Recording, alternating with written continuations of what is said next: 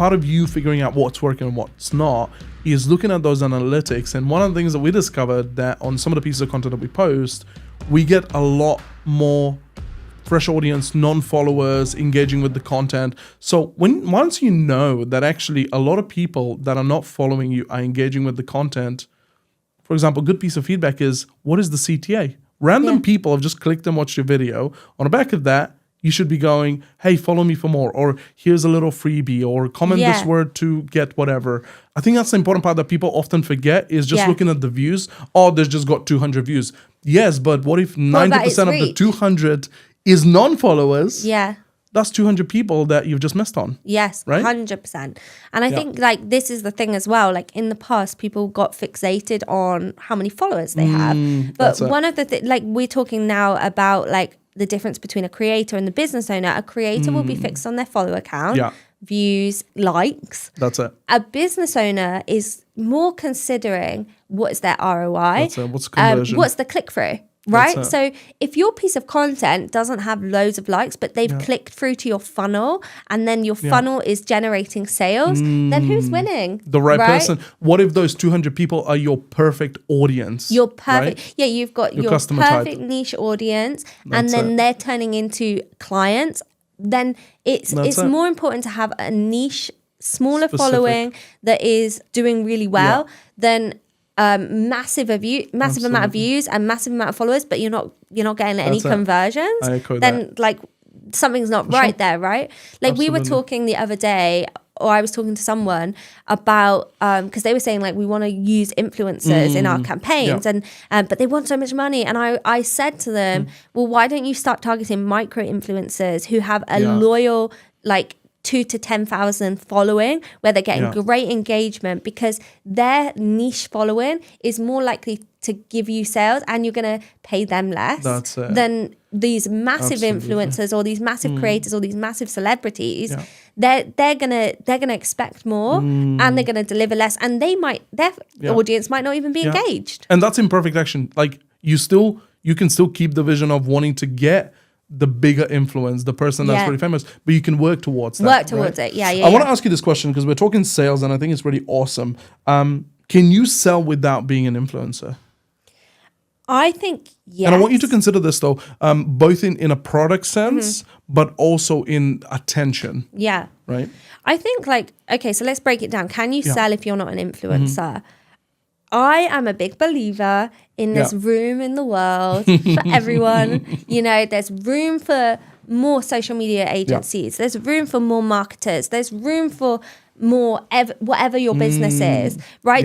Don't fall into the trap of thinking just because someone else is doing it that you can't. That's it. There's like a piece of the pie for everyone. I'm a big believer in that. Absolutely. I'm a cup half full kind of girl. I echo that, and for sure. I just think like you need to get out of your head and give it a go. So like, yes, you can sell whatever you're trying to sell without being an influencer. But I think what is important is trust and credibility. Yes. And obviously, the way you can convey that is your testimonials, your client testimonials. So if you've done a good job for someone, capture that in a testimonial, written, video, whatever it might be. Like get some form of feedback to show that you do what you say you're going to do. But also, I think like trust is conveyed by a conversation. So like, like if you, like I've worked with other businesses as well. Like, you know, we use other businesses sometimes like or a service.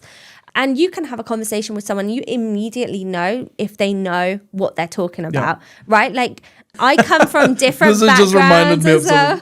Yeah, like I come from a different background sometimes because of my corporate law experience. Like I can sit on a call with someone like in terms of like a service I'm receiving, and in seconds I'm like, I know if you know really what you're talking about, or if you're just like winging it. Like you know that those like you're having a conversation, it's like fluff coming out. Yeah, absolutely. Okay, so I would say you don't have to be an influencer to grow your business online, but you do need to know what you're doing, and you need to know what you're talking about, and you need to be able to deliver on what you're selling. So this is what we were coming back to on episode 1 about authenticity.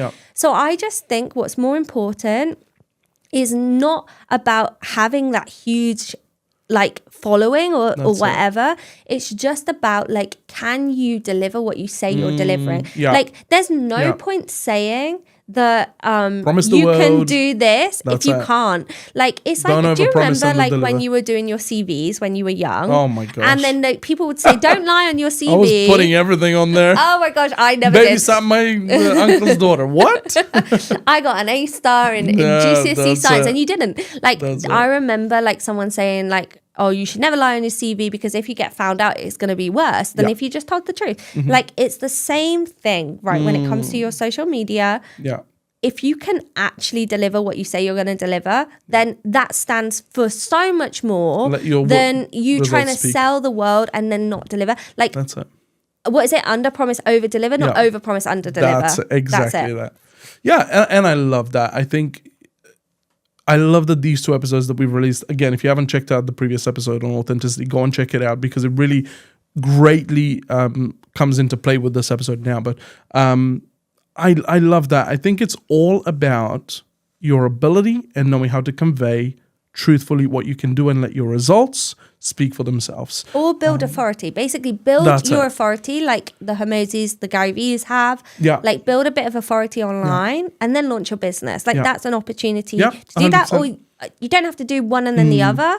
Do it as you go. Like, Absolutely. create that space, like start a podcast or like share who you are, like do something Yeah. to show that you can do what you say you're going to do. Absolutely. Or just like demonstrate it. Yeah. Right? Like, we do editing as part of our package, are Yeah. like done for you. Yeah. Well, therefore, our videos demonstrate that we know how to edit, right? It's like absolutely. indirect. We have a lot of great episodes coming up on the back of this. I'm so stoked about it Yeah. because this is really unpacking a lot of great content, a lot of great tips for upcoming content creators, business owners. So I'm really excited about it. Yeah, and I Very think excited. we'll just finish with this. Yeah.